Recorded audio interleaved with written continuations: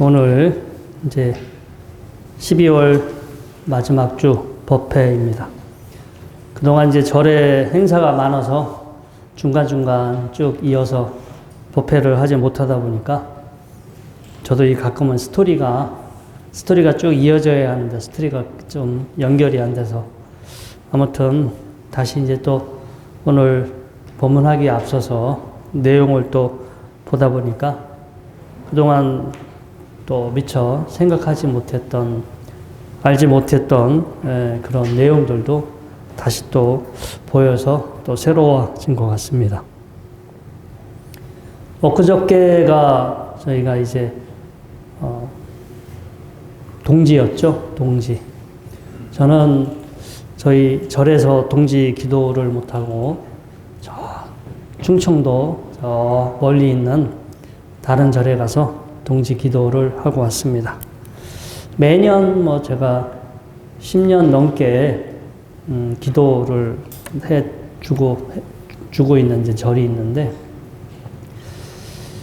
이 동지라는 이 동지 때가 되면 사실 다 아시겠지만 동지는 한 해 가장 어두운 날이잖아요. 어두운 날. 근데 이게 날씨가 어두운 거를 따지기 전에 우리 마음이 가장 어두워질 때야. 한 해 정신없이 바쁘게 살다 보면, 한 해 정신없이 바쁘게 살고, 또 연말에 이런저런 행사가 많다 보면 자기 자신을 잘 모르잖아요. 자기 자신의 주의를 기울이고, 자신의 마음을 살펴보고, 내가 어떤 마음으로 살고 있는지, 또 연초가 되면은 발심을 하게 되는데, 연말이 되면 또 다 망각하고 살아요. 그래서 어쩌면 동지인 날은 해가 가장 짧은 날이기도 하지만 우리가 바쁘고 또 정신없이 살아서 우리의 무명이 또 가장 긴 날일 수도 있어요. 동지인 날은 팥죽을 먹잖아요.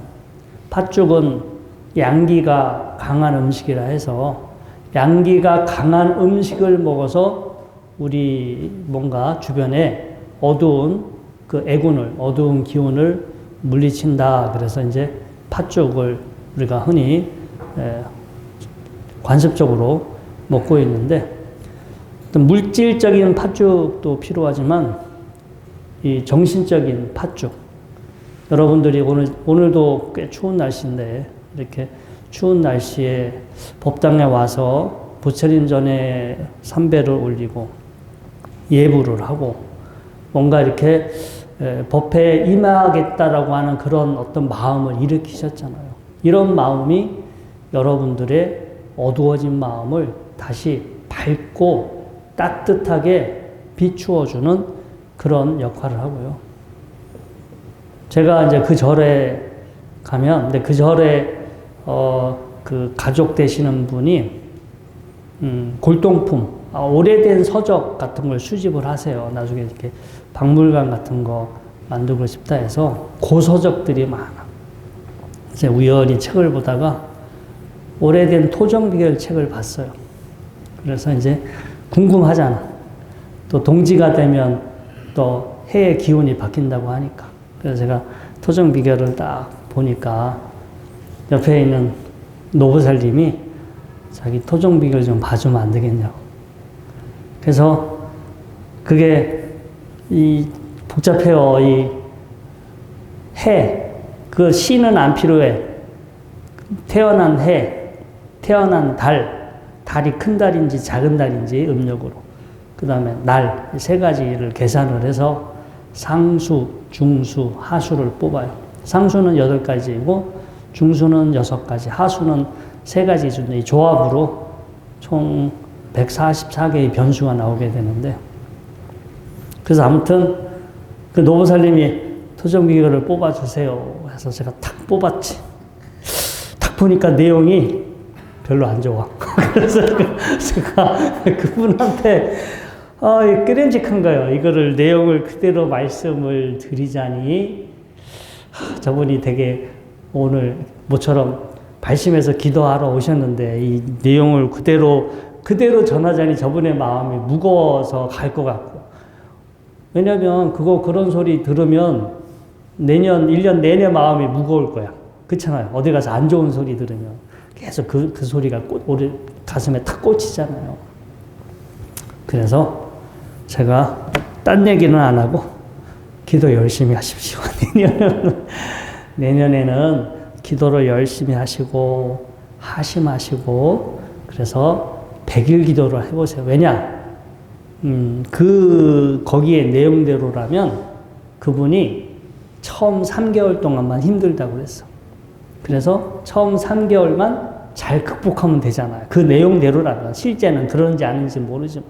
그래서 제가 이제 그분에게 어떤 마음으로 기도를 해야 하는지 늘 자신의 마음을 살피고 뭔가 안 좋은 일은 자신의 마음을 살피지 못해서 말실수, 행위의 실수, 선택의 실수 때문에 비롯되는 게 많아요. 근데 사람이 뭔가 현재 내가 처한 상황이 안 좋다 하더라도 마음을 조심하고 행동을 조심하고 뭔가 늘 기도하는 마음으로 살면은 나쁜 일이 생길 것도 덜 생기겠죠. 그렇지 않겠어요? 기도해서 좋고 나쁜 일은 피해갈 수 있고. 그리고 이제 주역에서도 그 비슷한 그 괴가 나오게 되는데 사람이 늘 겸손하고 늘 기도하는 사람은 점괘를 뽑을 필요가 없다고 돼 있어. 그렇잖아요. 늘 기도하고 늘 겸손한 사람에게는 나쁜 일은 덜 생기고 좋은 일은 많이 생길 수 있기 때문에. 그래서 아무튼 뭔가 우리가 이제 동지라는 날을 이렇게 아까 토중 비유를 봤던 그 노보살님뿐만 아니라 우리도 마찬가지인 것 같아요. 꼭 그것을 점괘를 뽑지 않았다 하더라도 방심하고 살면, 그러니까 조심하지 않고 방심하고 살면 우리한테 늘 뭔가 우리를 힘들게 할 수 있는 일, 또 나를 힘들게 하는 내가 또 선택을 무의식 중에 하게 되는데 우리가 이제 좀 더 스스로 나의 마음 상태를 이렇게 헤아리고 내가 좀 더 기도하는 마음으로 좀 더 조심하는 마음으로 내가 최소한 100일 정도는 이제 이렇게 해가 바뀌었으니까 기온이 바뀌었으니까 앞으로의 시간은 그렇게 뭔가 그런 조심하는 마음으로 한 해를 시작해야겠다. 이렇게 된다면 다음 한 해는 분명히 지금보다 더 발전할 수 있고 좋은 결과가 찾아오지 지금보다 힘들게 되지는 않겠죠. 그래서 이 오늘 공부하는 내용도 또 연관이 있습니다. 오늘 공부하고자 하는 것은 이제 이 직지에서는 제6조지만 중국의 선종에서 제4조에 해당하는 도신스님, 그리고 5조에 해당하는 홍인스님, 홍인대사의 그 에피소드입니다. 되게 이제 짧게 나와 있어요. 다른 자료들에 보면은 이런 스님들의 일대기, 우화들이 많이 알려져 있는데, 도신스님 같은 경우는, 어렸을 때 출가를 해요. 7, 8살에 출가를 하게 되고, 이제 출가를 했으나 일찍 발심을 해서 출가를 했는데, 주변에 같이 생활하는 사람, 같이 공부를 알려주는 스님들이 마음에 안 들어. 그러니까 그분들의 가르치는 건 잘 가르치는데 그분들의 생활이나 그분들의 행위를 보면 뭔가가 실망스러워. 그래서 좀 제대로 된 스승이 어디 없을까라고 이렇게 돌아다니다가 그 도신 스님이 승찬 스님, 3조가 되는 승찬 스님을 만나게 되죠. 그래서 승찬 스님도 그 전에 보면은 왜 문둥병에 걸렸다가 그 해가 스님을 만나서 또 깨달음을 얻게 되고 가르침을 폈던 분인데, 아무튼 이 도신 스님은 어렸을 때 출가를 해서 절에서 열심히 살았으나 주변 스님들한테 실망을 많이 했다라고 그래요. 그래서 돌아다니면서 큰 스님들을 이렇게 찾아다니다가 승찬 스님을 뵙고 이제 또 안심본문 또 간심, 우리가 헤아릴 간심, 우리의 마음을 헤아려 보면은 그런 수행 어떤 법을 통해서 깨달음을 얻게 되고, 훗날 이제 그래서 도신 스님이 이렇게 큰 스님이 돼서 법을 피는데, 그 마을에 이 소나무를 어떤 노인이 이렇게 소나무를 심어서 이렇게 살던 어떤 노인이 있었어. 이분은 그 재송도인, 뭔가 도인인데 늘 소나무를 키우고 소나무를 잘 아끼던 도인 같은 사람이 있는데, 이 사람이 나이 80에 어느 날 이 도신 스님을 이렇게 뵙게 되고, 도신 스님의 이 법문을 듣고, 아, 나도 출가해서 한번 스님이 돼봐야겠습니다 라고 하니까, 도신 스님이, 아, 당신은 지금 80 나이가 많아서 지금 출가하면 소용이 없습니다. 몸을 바꿔서 오면 모를까, 지금은 출가하기에 너무 늙었으니까 그냥 내려가서 편안하게 사세요 라고 이렇게 얘기를 했어. 근데 그 재송도인이라는 사람이 가서 몸을 바꿔와야지. 도인이었나 봐요. 아무튼 에피소드야. 이거는 실제 상황인지는 모르나, 마을로 내려가서 마을 지나가는 그때 아가씨, 젊은 그 처녀가 한 명 있는데, 그 처녀한테, 아가씨, 나 오늘 아가씨 집에서 하룻밤 재워주면 안 되겠냐고. 아가씨가, 아이, 집에 부모님이 계시니까 가서 부모님한테 되는지 안 되는지 한번 물어보고 올게요 라고 집에를 갔는데, 갔다 와보니까 이 사람은 버전 따라 달라요. 그냥 서서 돌아가셨다라는 버전이 있고, 그 옆에 있는 나무에 앉아서 앉은 채로 입적했다라는 그런 뭐 기록도 있고, 아무튼 재송도인은 그 자리에서 돌아가셨어. 그 일이 있고 난 후 그 아가씨가 임신을 했어. 우리 동정 임신이야. 우리 저기 예수님 그 마리아도 동정 임신이지만, 우리 이 기록에도 동정 임신 뭐 이런 에피소드가 스토리가 나옵니다. 아무튼 그렇게 해서 그 아가씨가 임신이 됐는데, 아니 시집도 안 간 아가씨가 임신이 됐으니까 어떻게 됐겠어요? 부모한테 핍박받고 마을 사람들한테 손가락질 당하고, 그래서 애를 낳는데 이제 창피해서 애를 키울 수가 없으니까 애를 갖다 버려. 이제 숲에 갖다 버렸다라는 기록이 있고, 강물에 던졌다는 기록이, 그게 책마다 그 버전이 다 달라요.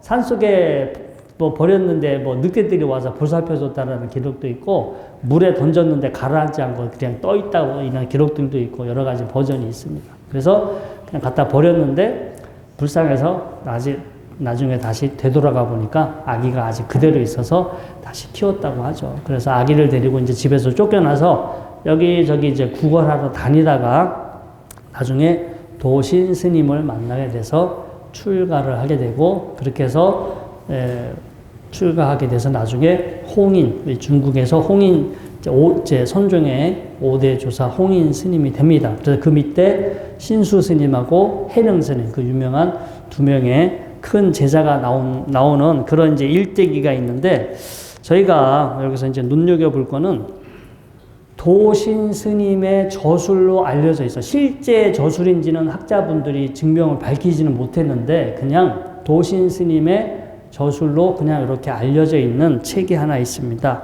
입도 안심요 방편 법문이라는 책이에요. 저는 이제 요 내용이 우리 초기 불교 수행에 사념처 수행이 있어요. 네 가지 이렇게 우리가 통찰을 해야 하는 네 가지 대상으로 통찰 수행하는 우리 사념처, 우리 불교의 8정도의 정념이 되고, 정념은 다시 신, 수, 심법, 신, 몸, 수, 느낌, 그 다음에 심, 마음 상태, 그 다음에 법, 우리 사유의 내용, 생각하고 있는 내용이죠. 그래서 이 신수, 심법, 사념처 중에 세 번째가 심념처, 심, 자기 마음 상태를 꿰뚫어 보는 통찰하는 수행 중에 심념처가 있는데, 정확히 되게 유사해요. 그래서 입도, 안심, 마음을 편안하게 하는 그 길에 들어서는 이 가르침, 간략한 가르침.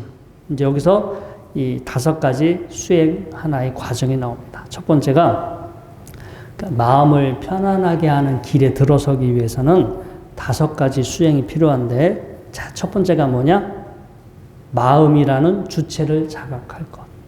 지금 여러분들은 현재 여러분들의 마음이 있는 것 같아요? 없는 것 같아요? 있긴 있죠. 근데 의식은 못해. 여기 마음은 있다라고 그냥 생각만 할 뿐이지 마음이 어떤 것인지는 평상시 의식하지 못해요. 그래서 무명에 빠진 거야. 현재 여기 있는 건 분명한데 여기 있다라고 내가 믿고 있는데 그 마음을 의식하지 않고 생각하지 않고 그냥 습관대로 보고 습관대로 듣고 습관대로 생각하고 그냥 습관 속에 빠져서 살기 때문에 우리가 무명에 쩔어서 살고 있다 이렇게 흔히 표현을 합니다. 그래서 첫 번째 도대체 여기 마음이 있는 건지 없는 건지 이 마음이라는 거가 분명히 있는 것 같긴 한데 아무리 생각해봐도 이 마음이라는 것이 무엇일까? 자기 마음에 대해서 늘 의식해 볼 것. 자기 마음을 의식해 본다면 여러분들한테 득이 될 것 같아요? 손해가 될 것 같아요? 자, 일단 평상시 내가 어떤 마음을 일으키고 사는지, 어떤 마음으로 살고 있는지 스스로 자기를 되돌이켜 살펴볼 수 있기 때문에 여러분들에게 도움이 되면 도움이 되지. 여러분들 오늘 아침에 여기 올 때 거울 봤어요? 안 봤어요? 거울을 왜 봤어요? 예쁜지 확인하려고 봤어요? 아니면 문제가 있는지 없는지 확인하려고 봤어요? 두 가지 다. 그렇고요. 그래, 두 가지 다로 인정해 드릴게요. 아무튼, 두 가지지만, 그래도 문제가 있는지 없는지, 어디 흐트러진 게 없는지를 보기 위해서 거울을 보잖아요. 그런데 여러분들의 마음을 비추어 보는 그런 그 거울 보는 시간도 필요해요. 그래서 스스로 봐야 돼. 스스로 나의 마음 상태가 어떤지 의식할 거. 자, 두 번째, 이 마음이 늘 여기 그대로 있어요? 아니면 마음은 늘 변해요? 늘 변해요. 지금도 제가 어떤 말을 하느냐에 따라 여러분들의 마음 상태는 달라져요? 안 달라져요? 달라지죠. 지금 주변에서 뭐가 들리느냐, 또 뭐가 보이느냐, 여러분들 몸 상태가 어떠느냐에 따라 마음 상태는 늘 달라져. 마음은 여기 일정하게 가만히 있는 것이 아니라 지금 알게 모르게 나한테 입력되고 있는 수많은 신호와 나의 기억과 나의 습관 세 가지가 만나서 평상시 늘 우리의 마음 상태를 결정합니다. 그래서 마음은 여기 가만히 있지 않고 계속해서 쉬지 않고 작용하고 있다. 그 다음에 세 번째, 그래서 그것까지 보는 거예요. 여기 내 마음을 의식하고. 마음을 의식하다 보니까 이 마음이라는 놈이 가만히 있는 게 아니라 계속 끊임없이 계속 움직이고 작용하고 있구나. 근데 그 작용이라는 거가 결국 무상해. 여기 지금 여러분들이요. 현재 여러분들의 마음 상태, 지금 만약에 여러분들이 너무 마음이 즐겁고 기쁘고 행복해. 날씨가 추워서 그렇게 될 리는 없겠지만 아무튼 뭔가가 이 영화사의 이 관음전에 이렇게 있다 보니까 내 마음이 너무 행복한 것 같아. 그런데 이 마음은 행복하니까 행복이 계속 앞으로 이어질까요? 아니면은 문 열고 나가면 사라질까요? 문 열고 나가면 사라져요. 살아서 또 집에 가서 식구들 얼굴을 보면 또 어떻게 휙 바뀔지 몰라. 근데 아무튼 여기서 막 기쁜 마음으로 가는데 집에 가니까 집에 설거지 그 설거지 거리가 한참 쌓인 걸 보게 되면 마음이 막 바뀌겠지. 그래요, 안 그래요? 그래서 마음은 계속 작용해 만들어졌는데 무상해. 가만히 있는 게 아니라 여기서 내가 뭔가 막 아무리 뭔가를 경험을 해도 이건 내 거인 것 같은데 내가 소유할 수가 없어. 환경이 바뀌면, 이 조건이 바뀌면 마음 상태가 달라져. 그래서 마음이라는 것은 본래 무상한 것이구나. 자, 네 번째. 그래서 무상하고 이게 내가 소유할 수 없어. 내가 원하는 상태가 계속 될 수가 없으니까 그거는 나다, 내 거다라고 할 수 있어요, 없어요? 없지. 이게 정말 내 거고 이게 내 마음이면 지금서부터는 요런 마음으로 내가 계속 있어야지 라고 여러분들이 원하는 대로 되어야 되는데 평상시 우리는 이 마음은 내 거야, 내 마음이야 라고 하는데도 자기 마음대로 하나도 안 돼. 자기 마음대로 안 되는데 자기 마음이다라고 우리가 흔히 착각하고 살고 있어요. 그래서 마음은 공한 것이구나. 그 성품이 따로 있는 게 아니라 공한 것이구나. 있다면 정말로 내가 그것을 소유할 수 있고 계속 나와 함께 할 수 있어야 되는데 뭔가가 내 것 같긴 한데 알면 알수록 이게 뭐가 작용을 하고 있으나 그 안에 나다 내 거다라고 할 만한 게 없구나 해서 마음의 공성을 보는 거. 네 번째 마음의 공성을 꿰뚫어 볼 거. 그 다음에 공성을 꿰뚫어 보니까 뭘 자꾸 붙잡고 거기에 머물러야 돼요? 아니면은 공성을 꿰뚫어 보고 그냥 무심하게 바라봐야 돼요? 그렇죠. 저게 내 것도 아니고 뭐가 알맹이도 없고 실체가 없으니까 그 대상을, 마음이라는 그 대상을 머물지 않고 거기에 머물지 않고 얽매이지 않고 무심하게 바라보는 공부를 해야겠죠. 여기까지 가는 것도 쉽지는 않아요. 다섯 번째가 수일불이, 한문으로 지킬 숫자, 하나 일자, 안 입을 자, 변할 이자잖아. 이사 갈 때 수일불이. 늘 한결같아. 늘 한결같이 하나의 상태로 유지하고 달라지지 않도록 노력하는 거. 즉 말하는 거와 행동이 다른 것도 아니고 수행할 때와 생활할 때가 달라지면 도인이에요, 도인이 않겠어요? 제가 저 12월 초에 서울에서 특강할 때 어느 분이 수행한 사람들이 도를 깨달았다고 하는데 그 깨달았는지 안 깨달았는지는 어떻게 증명할 수 있느냐, 어떻게 누가 인가를 해주느냐 제가 묻길래 그랬어요. 가족들이 인가해 줄 거라고. 가족들이 인정해주면 저도 인정한다. 그런데 도를 깨달았다고 하는데 가족들이 예영 아닌 것 같아.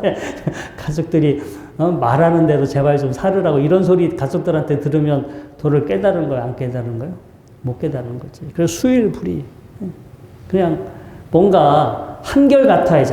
사람이 달라지지 않고 한결같아야지. 행위와 말이 한결같고 자기의 어떤 수행하는 거와 평상시 생활이 이렇게 하나가 쭉 뭔가 일관성이 있어야지 이렇게 달라지면 안 되잖아요. 그래서 이 도신 스님의 저술로 알려져 있는 입도 안심요 방편 법문의 5가지 수행 방법이 제가 보기에는 가장 오늘 이 법문의 하이라이트가 될 것 같고요. 여러분들 공부할 때도 또 오늘 제가 아까 이 동지와 무명에 대해서도 말씀을 드렸는데 이러한 내용으로 여러분들이 뭐 깊이 이해가 어렵다 하더라도 잠시 여러분들의 마음을 이렇게 좀 되돌아보고 살펴보는 것으로 여러분들의 마음을 맑히고 또 그런 여러분들의 생활도 더욱 밝아지기를 바라겠습니다. 자, 오늘 법회는 이것으로 마치도록 하겠습니다.